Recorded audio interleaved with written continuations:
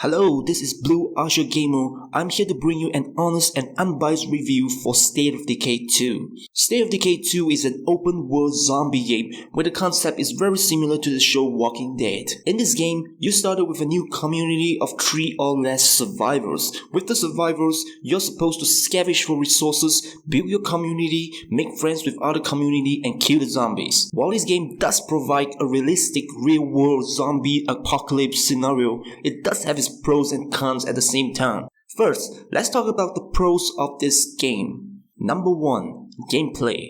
For gameplay, this game constantly forces you to make hard decisions that can result in life and death situations. It is also this concept in the game that makes this game so challenging and fun to play with. For instance, this game has its days and night. It is a 1 hour real time each for both day and night. Zombies are much more active at night time, lightings are dimmer and sometimes close to pitch black, and to make matters worse, you cannot sleep through the night, which means the game forces you to move and take action even at late night. I find myself constantly feeling fearful of going out at night because every survivors are different and they offer different sets of skills. Sometimes I became so reluctant to even send these people out because in this game, if you lose them for good. Another thing that was introduced into this game is called the Plague Heart.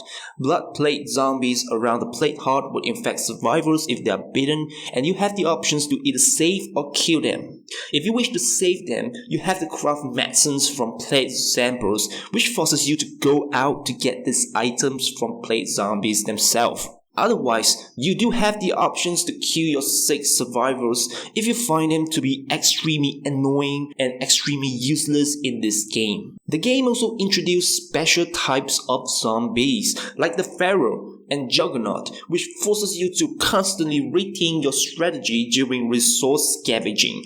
Take for instance, in this scenario where I met a Pharaoh near the food mart.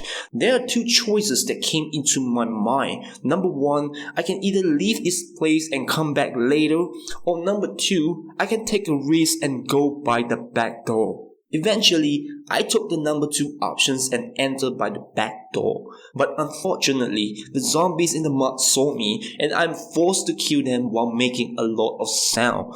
This alerts the pharaohs outside who then attacked me and almost ripped my survivors into half. Luckily, I survived, but on any given day, this decision of mine could end in a different, devastating results.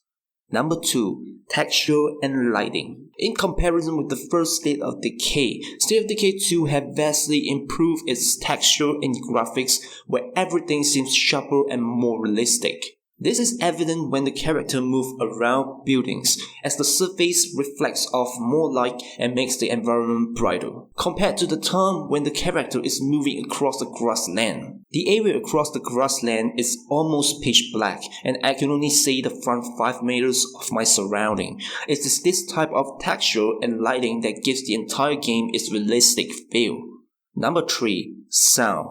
During the tense moment of the game where you are either fighting a zombie horde or your survivors are basically dying or you are fighting a plague heart, the background music does change accordingly that sends your heart racing. In contrast, during relaxing moments where there are no zombies around, the game put out music that is similar to the mellow music genre. What this does for the gamer is that it builds emotions and creates an atmosphere depending on the situations that you are facing in this game. Number 4. Animation. In terms of character and zombies animation, we see a vast improvement compared to the first State of Decay game. Both characters and zombies move in a smooth manner. The fighting between the characters and zombies are also much more polished and realistic. Except for the occasional glitches and frame drop, the animation is considered buttery and smooth for the most part of the game. There's one factor that may be a turn-off for some people, and that is the facial animation, which doesn't look too convincing. But for me personally, this is not a huge factor, and it is one thing lacking in the game that I can accept. Now that we have covered the pros of this game, it's time to look at the cons of this game too. Number 1. Storytelling. In the first State of Decay, the game focused on telling its stories in an open world during the zombie apocalypse. However, in State of Decay 2, there is no such main story at all. But the game does give you a choice to choose what kind of character or leader that you want to be when you finish the game. There are 4 types of leaders in this game: Builder, Sheriff, Trader, and Warlord. This means that the game has 4 different outcomes in this game, depending on which leader you choose to be. While the concept of this game is to focus more on survival, I still feel that a compelling storyline is extremely important in the game. A good story draws the attention of the gamers and allows them to experience and participate in the game. Despite this shortcoming in storytelling, the game that came out with an expansion pack known as Hotland, where there is a deeper storytelling over there. Number 2. AI followers and survivors. This is one shortcoming in the game that irritates me deeply. While I don't expect the AI followers to be as good as you playing the game, I do hope he or she does have a little bit of common sense in certain situations. For example, in this scenario, I'm moving away from the bloater because going near them will make them explode.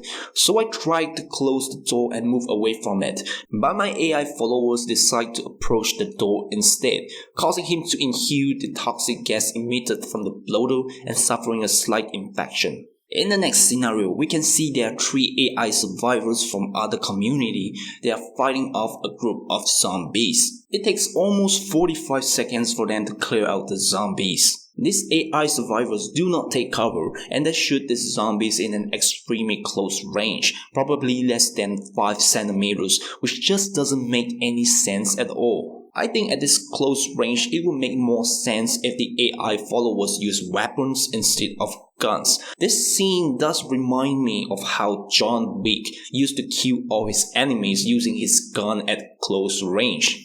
In summary, despite the lack of intelligence of the AI and the lack of a compelling storyline, I still like the concept of an open-world zombie game, where the focus is pretty much on the topics of survival. The most likable element in this game is that it gives the gamer a lot of control when it comes to making key decisions. In comparison with the first State of Decay, I also see better texture, lighting, sound, and animation, which leads to a more polished and realistic gameplay. Overall, I think the pros outweighs the cons for me in this game, and I've enjoyed almost every second of this game.